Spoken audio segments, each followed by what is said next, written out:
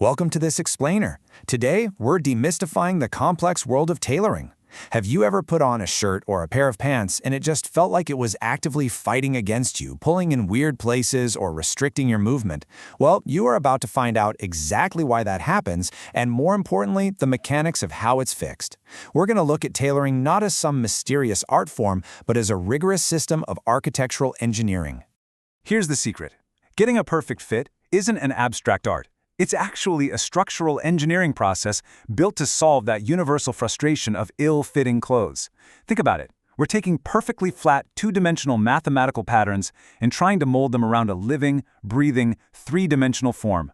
This requires a real diagnostic system, a structured way to read the signals your clothes are giving you.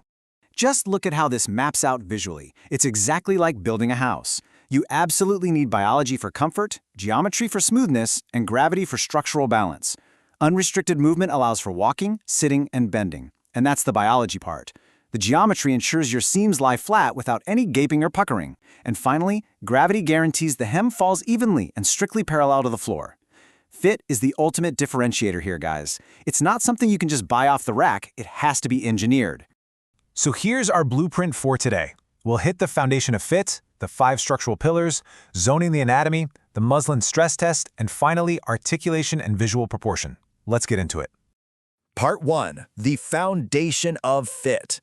Let's start right at the foundational site of our entire architectural project, which is the human body itself. Now check out the stark contrast here between our mathematically perfect flat patterns and the actual baseline biological reality of human asymmetry. Because, let's face it, no single body is perfectly symmetrical left to right. Notice the highlights on the dropped left shoulder, the differing hip heights, and the spinal curves. Traditionally, tailoring mastery meant training your eye to recognize these exact form and posture variations. And sure, today we have 3D body scanners that can capture these variations instantly, but the core challenge remains exactly the same. You are still manipulating 2D fabric over a highly complex, asymmetrical 3D shape. Moving on to Part 2, the 5 structural pillars. Now that we have our foundation, what are the structural rules that keep the whole garment edifice from just collapsing into a mess of wrinkles? If you want to be a true garment doctor, you really have to master these 5 pillars of structural integrity. We're talking about grain, set, line, balance, and ease. These aren't just fancy tailoring terms, they are literally the physical laws governing your clothes. Take a really close look at these diagnostic symptoms. It's honestly just like reading a patient's medical chart. An unironable wrinkle or an off-kilter hang tells you instantly exactly which structural pillar has failed. If your garment twists, the warp and weft threads of the grain aren't strictly perpendicular. See unironable wrinkles? That's a failure of set, meaning incorrect sizing. Twisting seams mean the structural line isn't following your natural contours. If the piece pulls heavily to one side, you've lost balance. And if it's sagging or too tight, well, that is an issue with ease. Speaking of ease, we really need to draw a sharp line between fitting ease and design ease. Fitting ease is absolutely non-negotiable. You literally need it for everyday biological survival, like to breathe, sit down, and reach for things without splitting a seam. It has to be in every single garment. Design ease, on the other hand, is just the extra, stylistic volume dictated entirely by whatever the current fashion trend happens to be, like an oversized jacket or a big flowing skirt. Mapping this out visually, it becomes super clear. See that inner dashed line?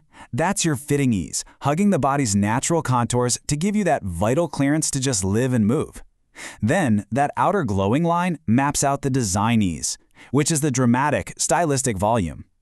Knowing this difference is an absolute game changer. It tells you if a garment actually fits poorly or if it's just designed to be intentionally voluminous. Part 3, zoning the anatomy. Next up, we are going to zoom in and explore the primary load-bearing zones of our wearable architecture. Everything, and I mean everything, cascades downward from the anchor of the shoulders. The shoulder seam has to sit directly over your natural shoulder bone and perfectly match your exact slope. If it's too narrow, you'll immediately see horizontal pulling right across the upper arm.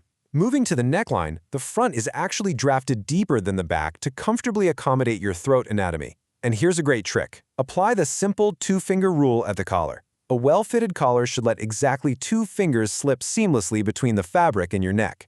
It's a quick check that prevents both choking and untidy gaping. 2.5 centimeters, or exactly 1 inch. Keep this in your head because this specific mathematical measurement is the crucial micro-measurement you need for true precision at the core of any garment. Here's exactly how that 1-inch rule plays out in real life to ensure mobility. Darts have to aim at the fullest point of the bust, but they must stop exactly 2.5 centimeters short of the apex. If they don't, you get the super awkward bubbling effect. Similarly, the armhole, or arm sai, is cut exactly 2.5 centimeters below the underarm. Oh, and fun fact, the front curve of that armhole is cut deeper than the back. That's a brilliant bit of engineering to accommodate the fact that our arms naturally swing and articulate forward. Finally, your sleeves must hang slightly forward, and the horizontal bicep grain line has to stay strictly parallel to the floor at all times. Moving down to the base, you can literally diagnose crotch curve issues just by reading the wrinkles on a pair of trousers. Check out the diagnostics panel on the right. If you see wrinkles pulling outward diagonally, the crotch curve is drafted way too short. If the wrinkles are pulling sharply upward into the crotch, the length is painfully tight and short. Conversely, if you see folds hanging downward, the crotch length is too long, causing a baggy restriction. Even at the waist, if you see gaping pockets, that instantly tells you the hip measurement is too tight. The garment is always communicating its structural flaws to you, you just have to know how to read the signs. Part 4. The Muslin Stress Test. We've drafted our plans and zoned our anatomy. Now, it's time for the stress test. Prototype fitting. This table beautifully breaks down exactly when you absolutely must run a test-fit prototype to bridge the gap between math and biology versus the rare times you can safely skip it. You execute a test fit when the design is completely novel, the body posture deviates heavily from standard blocks, or it's your first time ever executing a specific style. You only bypass this step if you're using proven foundational blocks, you already possess extensive diagnostic experience, or you just have a huge, abundant reserve of your final fabric to act as a safety net. And here is why we use muslin for these prototypes. It's inexpensive, plain, and most importantly, a print-free canvas. That means you can do some guilt-free structural destruction.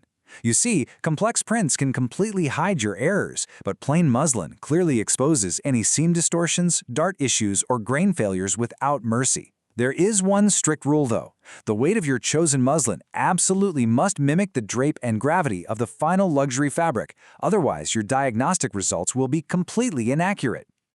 Now, executing this test fit isn't just guesswork. It requires these 4 precise diagnostic techniques to systematically iterate from a rough prototype to a finalized design. It's an entire diagnostic pipeline. I absolutely love this visual because it takes an intimidating, complex fitting process and transforms it into a highly actionable, structured procedure. Step 1. You overlap and pin strictly at right angles to prevent gaping. Though as a quick pro tip, you do base trouser crotches for safety. Step 2. You evaluate using the top-down 5-element check from the shoulders all the way to the hem. Step 3. You mark your alterations right onto the physical muslin using chalk. And step 4, you transfer and true those exact markings back to your paper pattern, making double sure that any altered seam lengths still match up perfectly. Part 5, Articulation and Visual Proportion. Finally, let's zoom back out and look at the finished architectural facade. We've done the engineering, but how does it actually look? What's really fascinating here is the realization that a technically correct fit just isn't enough. True mastery is balancing that rigid mathematics with visual flattery to create a genuinely attractive garment. Look at the figures on the left. They are technically correct, checking all the boxes for grain and ease, but they still appear kind of boxy and unflattering. Now compare that to the figures on the right. That technical precision has been expertly balanced with visual proportion, creating dynamic, elegant silhouettes that actually flatter the natural human form. We've seen today how fit is a rigorous system. It cascades from the shoulders down, it's diagnosed by reading wrinkles, and it's perfected through meticulous muslin prototypes. So as we wrap up this explainer, I'll leave you with this provocative thought. Master the grain, control the ease, respect the anatomy. Now that you know the architecture behind every single seam and stitch, are you ready to stop fighting with your clothes and start engineering your own true comfort?